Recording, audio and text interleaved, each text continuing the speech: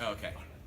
Hey everybody, Andrew King here, Canadian Musician Magazine. We are at Rebel Nightclub, iHeartRadio FanFest happening tonight. A pretty killer lineup, especially because the dudes surrounding me are one of the bands anchoring the bill. Marianas Trench, CMW 2018. I guess the dudes. Can we go down and introduce yourselves quickly? My name is Matthew Webb. My name is Michael John Edward Ailey. Wow, Have you ever? No, I've never done that before. No. I prefer to just go by Hot Tamale. My name's Ian Castle. There you go. So we got an exclusive here. Much music heard about the cool lip trick, and we got the middleman. It was awful. I can't believe Matt did that to me. Yeah, so I guess we were just talking before. Astoria was the last time that we connected. These guys were on the cover. It's crazy to think that was 2015. We got some new songs cooking. Like, what's the Yes, timeline for yeah, the music? we're partway through recording a new album. It should be out later this year. Okay, and maybe this is a dreaded question, but having not caught any of it yet, for those that are familiar with Astoria inside and out, like, where do you guys see the most significant evolution between Astoria and this new batch of tunes? I think it's sort of our job to try and like reimagine how we do things on each album, and I think we sort of strive to make sure that each album sounds different than all the other ones. So we're playing with new sounds and new songwriting styles, and hopefully evolving. Okay, I'd love to hear about actually the writing for this one too. Like Josh, a very well-known songwriter, have some pretty big hits in the catalog, many of which with Marianas. But like Matt, you're doing the solo thing now. Is there a typical way, or maybe even just talking to this new record, but how do these songs come to be? Is it typically one person bringing some ideas to the table? Do they get built from the ground up with all four of you in the room, or? Not usually all four of us in the room, but it's kind of like, ideally what happens is like on the weekend I'll come up with a new idea, and then Monday we'll start from scratch in the studio and work it through until hopefully it's done by Friday, which never happens, but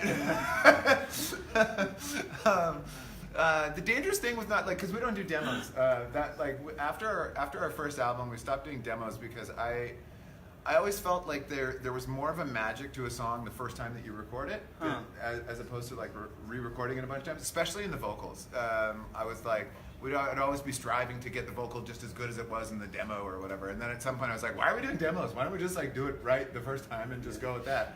But the danger of that too is like if you're writing in the studio, it's our space, so we're not too worried about looking at the clock. But if you're writing in the studio and you're just developing an idea, there's also the danger that you work on something for like a week and a half, getting all these awesome bells and whistles in there, and then you like get your vocal on there, and you're like, oh, this wasn't a good idea. Like that happens too, right? Okay. Melvin was saying, shout out to Melvin, tour manager, FOH, you guys have a bunch of live dates peppered throughout the summer, leading up to the album release. Curious about putting the set list together at this point, catalog of records. Like, I've got to think at this point, the number of fan favorites, there's not enough room in the typical set. What goes into choosing what you're going to be putting on for the people? Talking about that actually. Yeah, we're actually in a pretty cool situation where we have to cut a lot of our good songs, because we just don't have the time or space to do it. So I don't know. We sort of call it on the fly. Whatever we're like. Obviously, there's a set list coming into the show, but usually we'll get together about an hour before the set and see what everybody's feeling like, and then we play that. I mean, there's a few like opener closer that we might stick to consistently throughout the summer, but who knows? Yeah, I think it's fun. Like, I think it's fun for us too to be like, hey, remember this song we haven't played for like 5 years? You guys want to do it tonight or what? Like, I don't know, run it in sound check and like see how it goes. And that's kind of a fun way to like keep on our toes and like to not let the show get stagnant or stale. Yeah. Oh, lead me beautifully to what I want to ask. Still, right? We were talking earlier about the Astoria tour, which visually was spectacular. I mean, you were flying through the air at some points, and all this to ask, like, at what point, and maybe I'm wrong, but I'm thinking the summer festival dates might not be as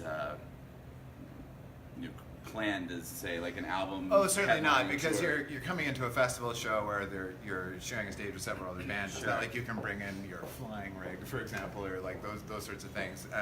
Yeah, certainly. And you're also flying in for just one day, so you can't fly in 3 semi-trucks worth of gear, No. Right. and then fly in 2 buses worth of crew guys to put together one show. When you're on, that's the cool thing about being on an actual traditional tour. You can, like the costs get spread over the whole tour, so you can do a little more. Right. The summer festivals, you gotta improvise a bit, and often you're playing before it's dark out anyway, True. because the light is so late. So then on that note, like looking to the support tour for the upcoming album, like at what point will you guys start doing the previs and planning what it is you want to deliver as the experience for that one? That's funny. I have to think of a very calculated way or a careful way of answering this, because I don't want to give away anything about the record. But Okay. Cool. part of I really like our albums to have a setting of some kind, because it sort of inspires the live show and the songwriting style, and like you kind of have like a brand for that two-year period, Right. sort of thing. So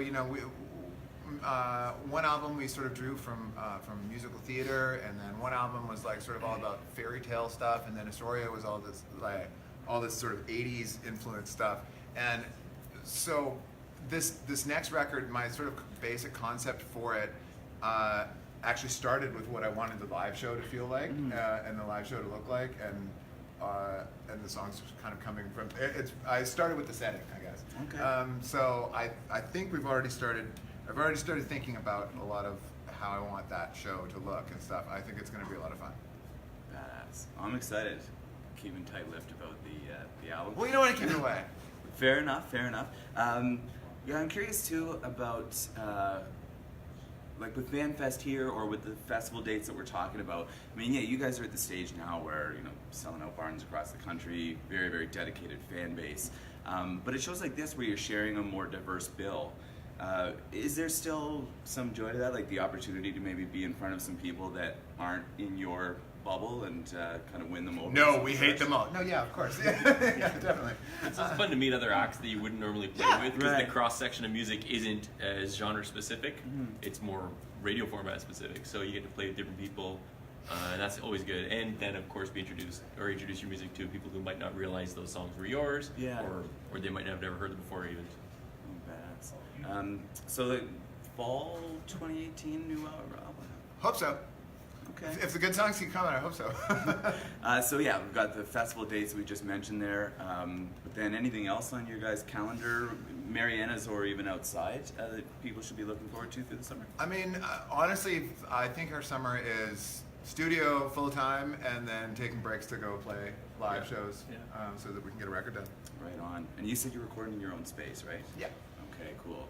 West Coast, Vince In Vancouver, yeah. Okay. Do you open it commercially, or like do you work with other artists there? I work with other artists there, like when I'm the producer, but I don't just like rent it out to them. Okay, no, good to know. Our audience, people are always curious. Yeah, it's a busy day again. FanFest, iHeartRadio. Big thanks to Bell Media for having us. Big thanks to Marianas Trench. Thank you for having us. Yeah, thank you so much. Total pleasure. I'm sure you'll see them in the pages again soon, but hopefully this holds you over until the new disc drops. Thanks, guys. Yeah. Thank you. Thanks, man.